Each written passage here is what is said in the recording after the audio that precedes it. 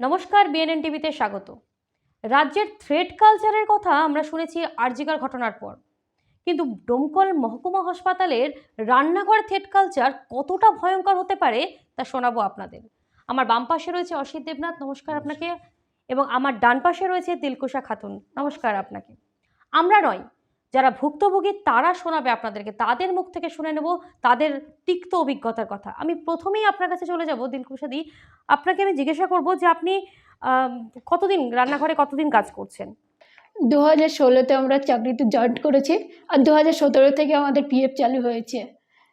আপনি কতদিন কাজ করছেন রান্নাঘরে কাজের দায়িত্বে? একই 2016 থেকে শুরু করেছি, 23 অবধি করে এসেছি। আচ্ছা, কেন আপনাদের দায়িত্ব থেকে কেন সরিয়ে দেওয়া হলো? আমাদের দায়িত্ব থেকে সরিয়ে দেওয়া হলো বলতে গেলে, প্রথম শুরুতেই আমাদের হাতে টাকা দেওয়া হতো, যে মান্থলি যে বেতনটা হাতে দেওয়া হতো, আর সাদা খাতায় সই করে নেওয়া হতো। আচ্ছা, এতে কি আপনারা প্রতিবাদ করলেন? হ্যাঁ, তার জন্য প্রতিবাদ করেছিলাম যে আমরা এইভাবে টাকা নেব না, আমাদের যতটুকু পাওনা প্রাপ্য আছে আপনি আমাকে অ্যাকাউন্টে দিন, আর সাদা খাতায় সই করবো না, খাতা লিখুন তারপরে সই করব। এখান থেকে শুরু। আপনাকেও কি কাজ থেকে বরখাস্ত করা হয়েছে? হ্যাঁ, আমাকেও কাজ থেকে বরখাস্ত কেন করা হয়েছে। বরখাস্ত করা হলো আপনাকে? সাদা রেজিস্টার খাতায় সিগনেচারের জন্য উনি বলতেন, আমি বলতাম যে না, আমি এই অনিয়মিতভাবে আমি এইভাবে সিগনেচার করব না, আমি ব্যাংক অ্যাকাউন্টে টাকা দিই। যেহেতু আমাদের পিএফটা দেয় অ্যাকাউন্টে, সেই সব আমাদের বেতনটাও তো অ্যাকাউন্টে আসবে। দাদা, আপনি আমাদের এই অ্যাকাউন্টে টাকা দেবেন, যেহেতু আমাদের অ্যাকাউন্ট আছে। তো উনি রাজি না। তারপর কি আপনাদেরকে এমনি বের করে দেওয়া হলো, নাকি কোনো রকম টর্চারের শিকার আপনারা হয়েছেন? তারপরে ও আমাকে 30/7/2023-এ ডিউটি অবস্থায় অনেক হেনস্থা করেছে, এবং ডিউটি অবস্থায় আমাকে জোর জবরদস্ত ঘর থেকে বের করে দিয়েছে। তারপর রান্নাঘর থেকে আপনাকে বের করে দেওয়া হ্যাঁ, হয়েছে? বের করে দিয়েছে। আচ্ছা, আপনার কি এটা সুপার স্পেশালিটি হসপিটাল দায়িত্বে ছিলেন নাকি কোনো কন্ট্রাক্টরের আন্ডারে ছিলেন? কন্ট্রাক্টরে, কিন্তু এরিয়াটা সুপারের হসপিটালের মধ্যেই। আচ্ছা, তারপর আপনারা কি করলেন? তারপর আপনাদের যখন কাজ থেকে বের করে দেওয়া হলো তখন আপনারা কি পদক্ষেপ নিলেন? তারপর সুপার স্যারকে জানানো হয়েছে, বা স্বাস্থ্য দপ্তর প্রত্যেকটা অফিসকে জানানো হয়েছে, প্রশাসন দপ্তরকে জানানো হয়েছে, কিন্তু কোনো সুরাহা মেলেনি। আচ্ছা, প্রশাসন থেকে আপনারা স্বাস্থ্য দপ্তর সবটাই ঘুরেছেন? সবটাই দেরি হয়। কতটা সুবিচার পেয়েছেন সেখানে? একটু না। কোথায় কোথায় বিচারের আশা রাখছেন এখন? দেখুন, জেলার যতগুলো অফিস আদালত আছে, স্বাস্থ্য দপ্তর থেকে যা কিছু আছে, প্রত্যেকটা জায়গাতেই আমরা দরজায় দরজায় ঘুরেছি, কিঞ্চিত মাত্র সুরাহার কোনো আশা পাইনি। তবুও আমি এই পেছন ছাড়িনি, যে ন্যায় পাবই। ন্যায়ের জন্য আমি আপ্রাণভাবে আইনের দরজায় দরজায় ঘুরে বেড়াচ্ছি। এখন আপনারা কি ব্যবস্থা নিয়েছেন? কোথায় কোনো আইনের রাস্তায় কিভাবে হাঁটছেন আপনারা? এই যেভাবে চলছি সেইভাবেই। আমি সাংবাদিক দাদাদের কাছে আসছি, আলোচনা করছি। সেইখান থেকে বহরমপুর লোক আদালতে গেছি, লোক আদালত থেকে কলকাতা হাইকোর্টের যে লোক আদালত আছে সেখানে পাঠিয়েছে, এবং বহরমপুর জেলা লোক আদালতে আমার কন্ট্রাক্টর সাহেব সেখানটায় 2 নম্বর চিটারি ধরাও পড়ে গেছে, কিন্তু ওনার কোনো বিচার হয়নি। আপনাদের কি স্যালারি যেটা আপনারা পাচ্ছিলেন বেতনটা, সেটা কি বেতন আপনারা পাচ্ছেন এই না মুহূর্তে? না না না, তাহলে কিভাবে চলছে? একদম নিরুপায় অবস্থায় চলছে। আপনার কাজের অভিজ্ঞতা কেমন ছিল রান্নাঘরে? দেখুন, ওখানকার লোক, আমরা স্টাফ ছিলাম 7 জন।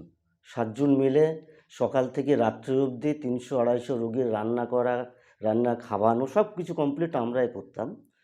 কিন্তু ওই 7 জনের পরিবর্তে টাকাও উঠতো সরকারি সংস্থায় থেকে কন্ট্রাক্টরের স্টাফের 13 জনের। এবার এমত অবস্থায় 365 দিন আমরা ডিউটি করতাম, না নামাজে, না ঈদে, না পুজোতে কোনো ছুটি থাকতো না। যখন থেকে ভাবলাম যে আমরা তো অন্যায় করছি, সাদা কাগজে কেন সই করব, সাদা খাতায়।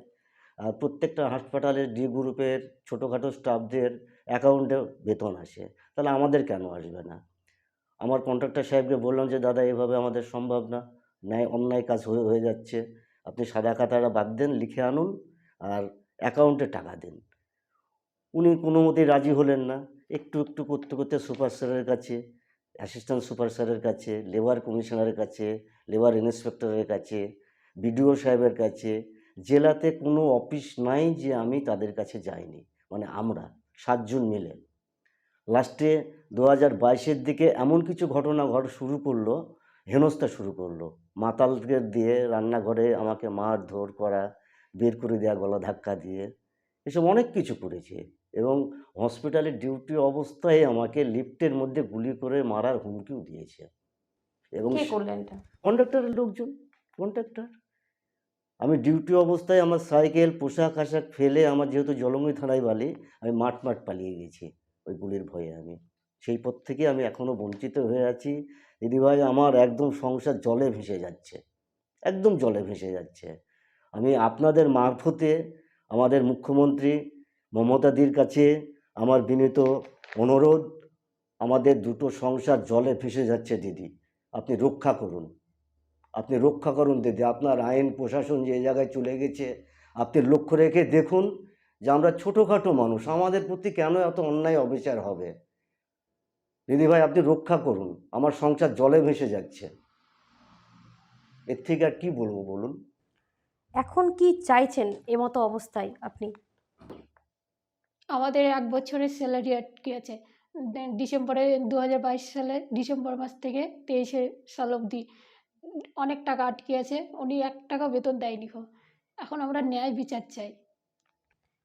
আচ্ছা, আপনাদের যে বাকি যারা আন্দোলন করছিলেন আপনাদের সঙ্গে, আরো 5 জন, আপনারা 2 জন রয়েছেন, আরো 5 জন, তারা কি এখন আপনাদের আন্দোলনের সঙ্গে রয়েছেন, নাকি তারা আন্দোলন থেকে ছিটকে গেছেন? না, তারা আন্দোলন থেকে ছিটকে গিয়েছে।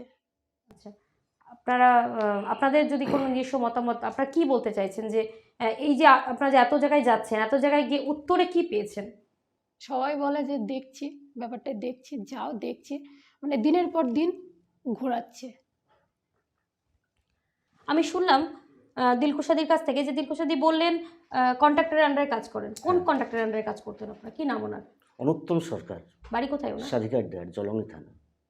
উনি কি হসপিটালের হেড, যে ওনার এতটা পাওয়ার আসলো যেখানে দাঁড়িয়ে আপনাদের উপর এরকম অমানবিক একটা অত্যাচার আপনাদের উপর শুরু করলো? এবং একজন নাই, 7 জন আপনাদের রান্নাঘরে, যেখানে রোগীরা খাবার খেয়ে সুস্থ হয়, সেই জায়গায় দাঁড়িয়ে তিনি এতটা অমানবিক অত্যাচার শুরু করে দিল। দেখুন, কারা রয়েছে এর পেছনে? উনি তো হসপিটালের হেড হতে পারে না, উনি হচ্ছে হসপিটালের হেড সুপার সাহেব। উনার যে কিচেন আছে, কিচেনের হেড উনি, যেহেতু কন্ট্রাক্টর। তো ওনার কিচেনে এত অমানসিক, এত দুর্নীতি চলছে, অথচ ওনার বিরুদ্ধে এত অফিস আদালতে গিয়েও কোনো সুরাহা পাচ্ছি নি। তাহলে বড় বড় হাত আছে ওনার পেছনে, পুরো সিস্টেমটাই ওনার হাতে।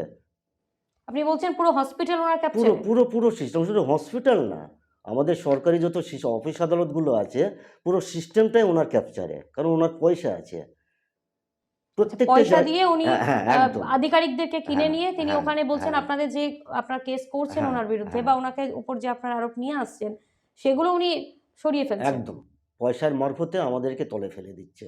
নাহলে ওনার সম্বন্ধে এত কিছু ডকুমেন্টস, যেখানে লোক আদালতে বহরমপুরে প্রমাণ হয়ে গেল যে উনি চিটিংবাজ, উকিল সাহেবরা ধরে ফেললো ওনাকে, তবু কিছু হলো না। আপনারা হাইকোর্ট করেননি? পয়সা পাবো কোথায় হাইকোর্ট পাওয়ার? কে দিবে পয়সা? সংসার চালাতে পারছি না তো। আর এই বয়সে কেউ দিনমজুর খাটতে পারে না, খাটতে নেবে দিদি ভাই?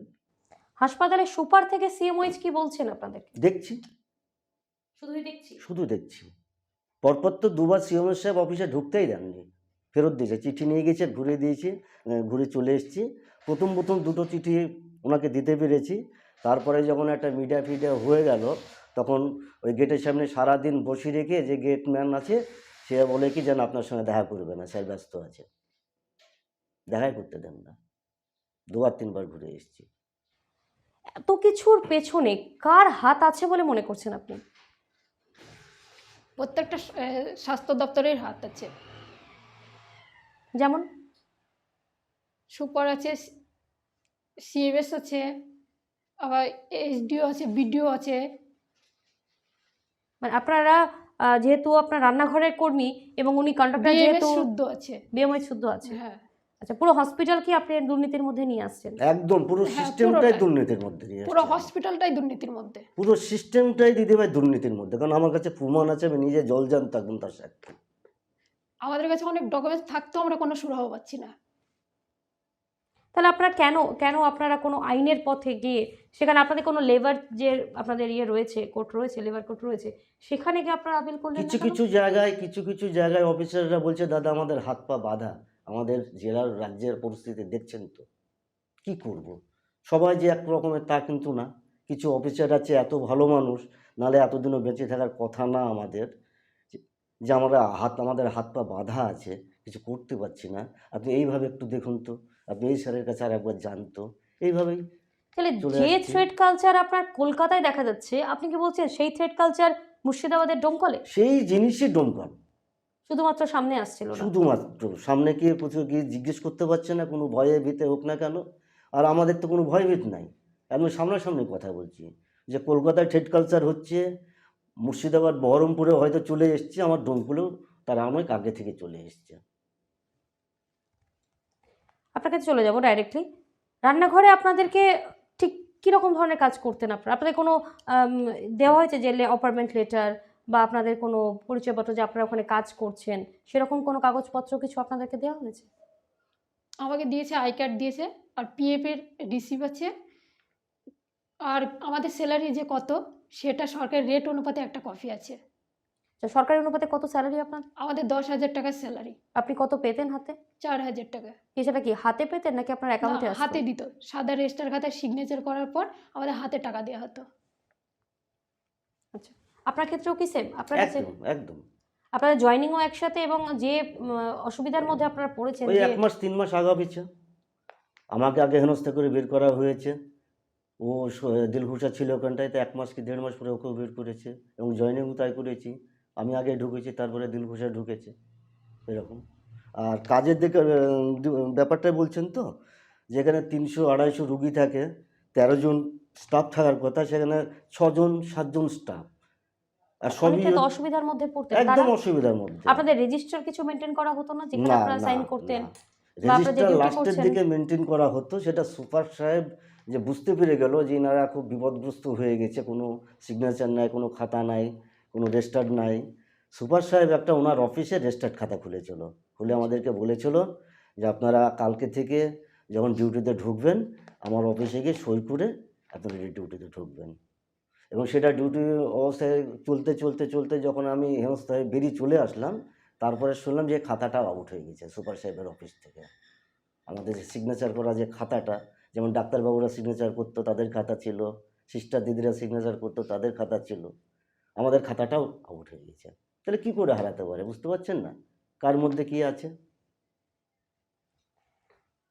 আপনার ক্ষেত্রেও কি সেম?